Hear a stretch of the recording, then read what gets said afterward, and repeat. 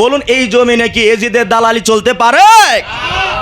এজন্য বাবারা ভাইরা জীবন দিব আমরা হুসেনের পক্ষে থাকবো, যতদিন হায়াত পাবো ইমাম হুসেনের পক্ষে থাকবো। কেন থাকবেন না?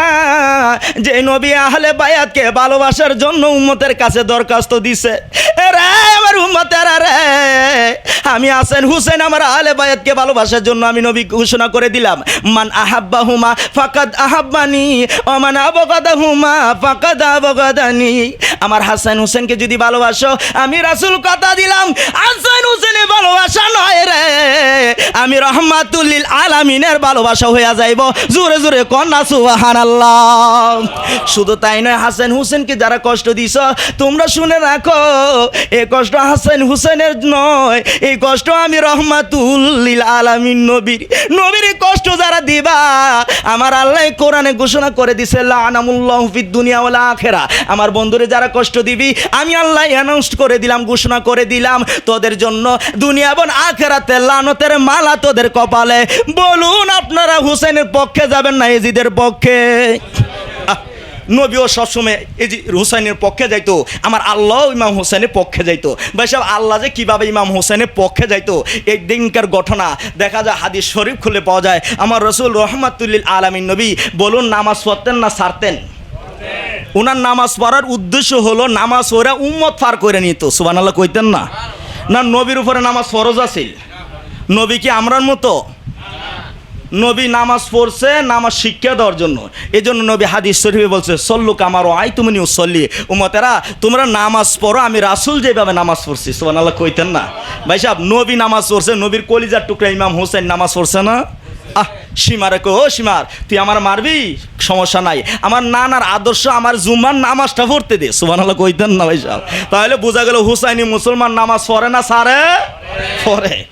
আমার নবী রহমাতুল লিল আলামিন নবী নামাজে গেছে, নামাজে দাঁড়াইছে, রুকু গেছে, রুকু থেকে সিজদা যাইতে দেরি, এমনি করে রহমাতুল লিল আলামিন নবীর কলিজার টুকরা হুসাইন আমার নবীর কাঁধে যাইয়া উঠা বইছে। দেখবেন অনেক সময় আপনারা ঘরে যখন নামাজ পড়েন, আদরের ছোট্ট মেয়ে হোক বাচ্চা হোক ছেলে হোক, আপনারা আমার কাঁধে উঠে কি না ভাই সাহেব? ওঠে না? কিন্তু হুসাইনও কাঁধে উঠছে, এমনি করে রহমাতুল লিল আলামিন তাকায় দেখে হুসাইন কাঁধে উঠছে। এখন কি করব? হুসাইন কাঁধে উঠছে, হুসাইন তো নামতেছে না। 3 বার তসবিহ বললো, 5 বার 7 বার এইভাবে বাড়াইতে থাকলে হুসাইন নামে না কাঁধ থেকে। রহমাতুল লিল আলামিন চিন্তা করলো, আমি আল্লাহ খুশি করার জন্য নামাজের ভেতরে গেলাম আর হুসাইন আমার কাঁধে উঠলো, আমি যদি এখন হুসাইনের জন্য সিজদায় পড়ে থাকি আমার আল্লাহ কইব আমি হুসাইনের চেয়ে, আমার আল্লাহর চেয়ে বুঝি হুসাইনকে বেশি আদর করি, মায়া করি, ভালোবাসি। আল্লাহর কথা চিন্তা করে এমনি করে যেন মাথা উঠাবে, হাতটা সরায় ইমাম হোসেনকে সরায় দিবে, আমার আল্লাহ যেন ডাক দেন, জিবরাইল, আরে জিবরাইল যা রে যা, আমার বন্ধুরে জানা দে, আমার বন্ধু শুধু হুসেনের পক্ষে নয়, আমি আল্লাহ আমার হুসেনের পক্ষে। জোরে জোরে কন্যা সুবহানাল্লাহ। জিবরাইল এসে দেয়, হুজুর না না সিজদা থেকে উঠবেন না। ভাই সাহেব, নামাজ কি বলুন ফরজ কিনা? আচ্ছা, পৃথিবীতে এমন কোনো ব্যক্তি আছে যে ব্যক্তির লাগে নামাজ আটকা থাকে? রাষ্ট্রপতি না এলো নামাজ আটকা থাকবো? কিন্তু ইমাম হোসেন কাঁদে, আল্লাহকে বন্ধু গো আপনি মাথা উঠেন না কেন? কারণ আপনি মাথা উঠালে আমার ইমাম হোসেন আমার। সুবহানাল্লাহ কইতেন না? আচ্ছা, আল্লাহ যারে কয় আমার, তার কি চিন্তা ভাবনা আছে?